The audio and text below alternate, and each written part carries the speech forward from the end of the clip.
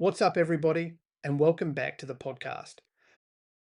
I'm Fraser, your host, and today we're taking a look at I Swear, the 2025 British biographical drama directed by Kirk Jones and starring Robert Aramayo, Scott Ellis Watson, Maxine Peake, and Peter Mullan.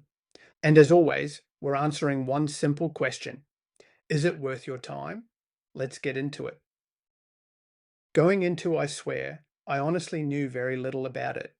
I knew it was a British film, which immediately had my attention, because I've always had a soft spot for British dramas. They tend to feel a little more grounded, a little more character driven, and when they're based on true stories, they often avoid feeling overly Hollywood. What I also realized before sitting down was that I knew surprisingly little about Tourette syndrome itself. I understood the basics, but beyond that, I couldn't honestly say I'd ever knowingly met somebody living with the condition. By the time the credits rolled, I'd learnt far more than I expected. Not because the film lectures you, but because it invites you to experience life through someone else's eyes.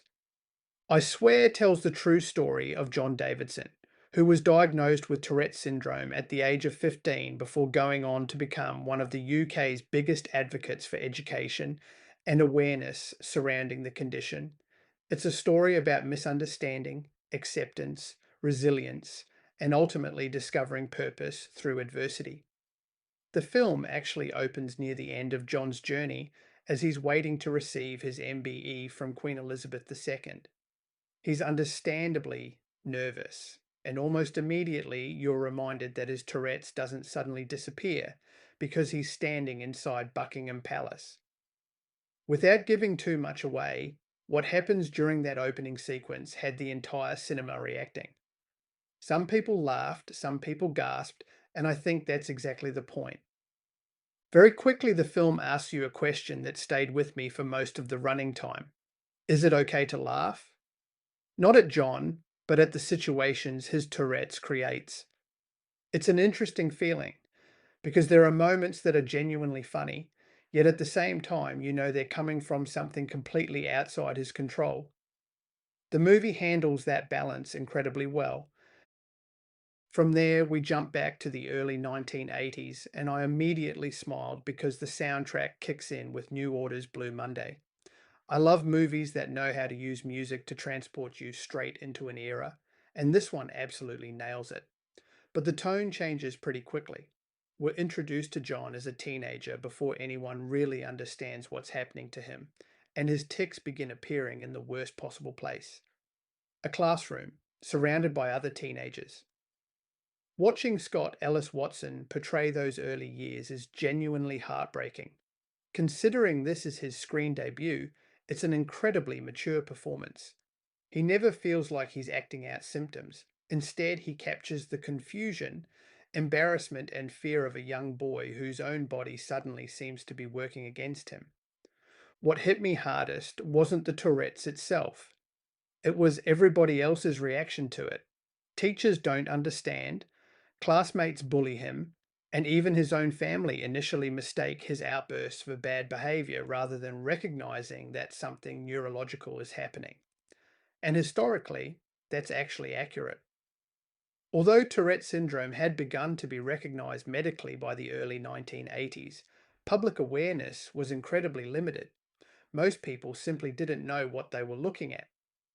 That context makes those early scenes even harder to watch. You're watching a teenager punished for something he literally cannot control. One sequence in particular really stayed with me. John walks into a river, and at first I wasn't entirely sure what I was watching. Was he trying to escape? Was he simply looking for peace? Or was this something far darker? The film doesn't rush the moment, it lets you sit with it. When John later finds himself in hospital, confronting just how desperate things have become, it emerges as one of the emotional turning points of the story. It reminds you that Tourette's isn't simply about involuntary movements or shouting words.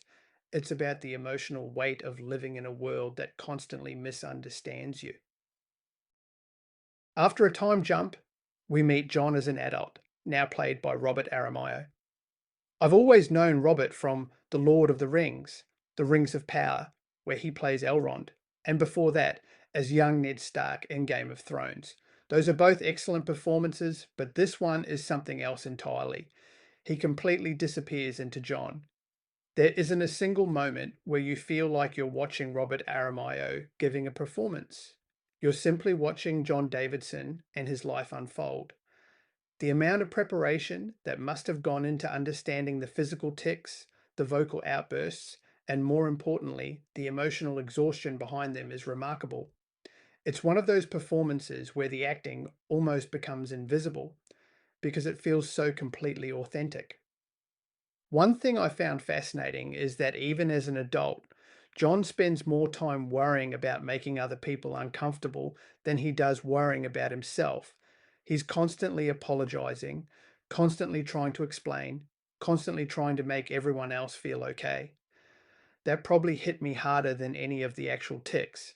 You realize how much emotional energy he spends protecting other people from his own condition. And that's incredibly sad. As John's life continues, something really interesting starts to happen. The film slowly shifts away from simply showing us what Tourette syndrome is, and instead starts showing us who John is. That's a really important distinction. Tourette's is part of his life, but it isn't his identity. One of the biggest reasons that works is because of the people who begin coming into John's life. Peter Mullan plays Tommy, the caretaker who becomes far more than just a work colleague. I've always enjoyed Peter Mullan's work, and more recently, audiences will know him as King Durin III in The Lord of the Rings of Power. Here, though, he brings this wonderful warmth and honesty to Tommy. He's the kind of mentor everyone hopes they'll meet at some point in life, someone who doesn't see John as needing to be fixed, but simply as someone who needs believing in. One conversation between the two really stuck with me. Tommy tells John that Tourette's isn't actually the biggest problem.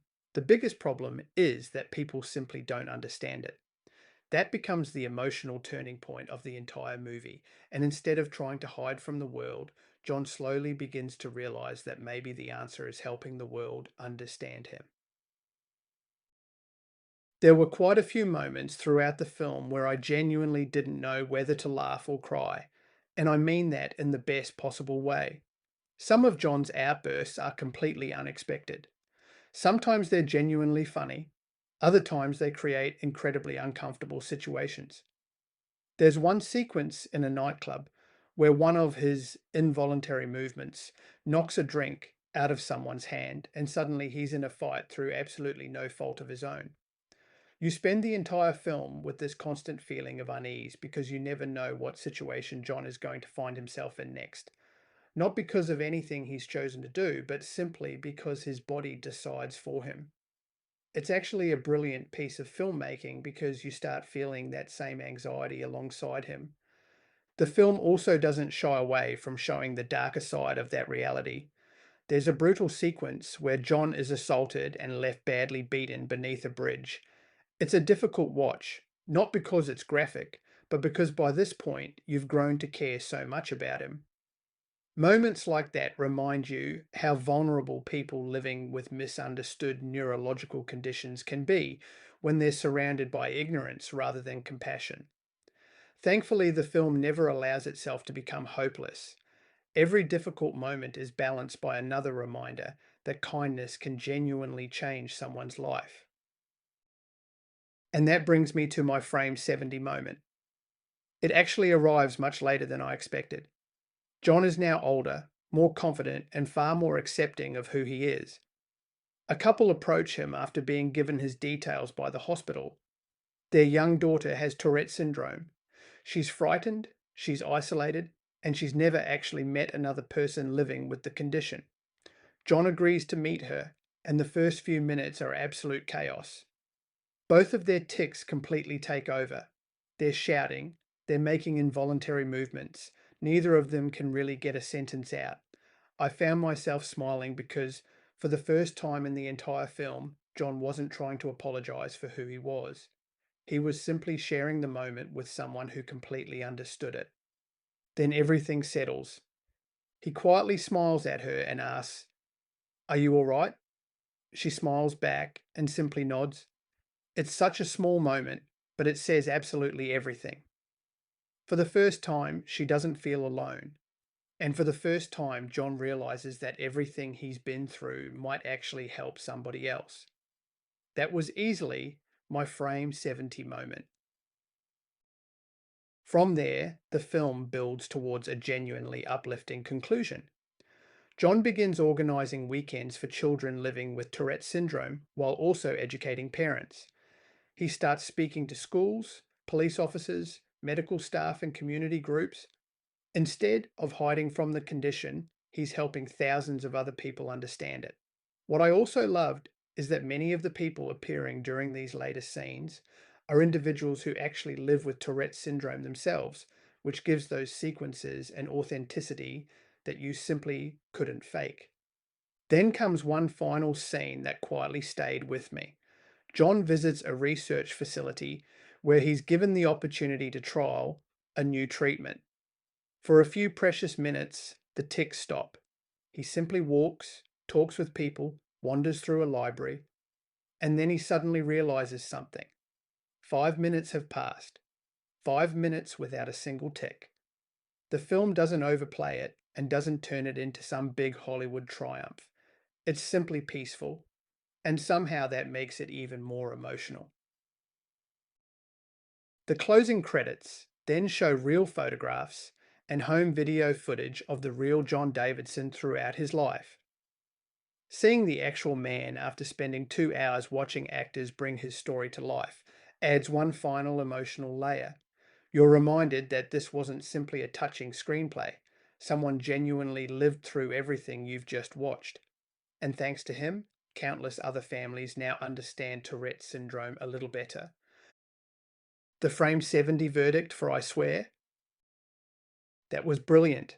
This isn't a film packed with huge twists or blockbuster spectacle. It's a film about empathy, about understanding, about looking beyond the condition and seeing the person. I walked into this movie knowing very little about Tourette syndrome and walked out with a completely different appreciation for what people living with it experience every single day. That's exactly what great biographical films should do. They don't just tell someone else's story. They quietly change the way you look at the world afterwards. If you're looking for a moving British drama with outstanding performances from both Scott Ellis Watson and Robert Aramayo, wonderful support from Peter Mullan, and a true story that stays with you long after the credits roll, I genuinely think I Swear is well worth your time. And if you do watch it, I'd love to know whether it affected you the same way it affected me. Until next time, thanks for listening, and I'll catch you in the next review. Thanks for listening to Frame 70 movie and TV reviews. If you enjoyed today's review, you can follow Frame 70 wherever you get your podcasts and find us at frame70.com. And before we go, let's remember something that sits right at the heart of this show. Movies are subjective. The way a film impacts me might be completely different to the way it impacts you. A movie I connect with might leave someone else completely cold. A film that doesn't work for me might become one of your all-time favorites. And that's okay. That's part of what makes movies worth talking about in the first place. There are no right or wrong opinions here, only different experiences. So watch widely, stay curious, and remember, movies are subjective.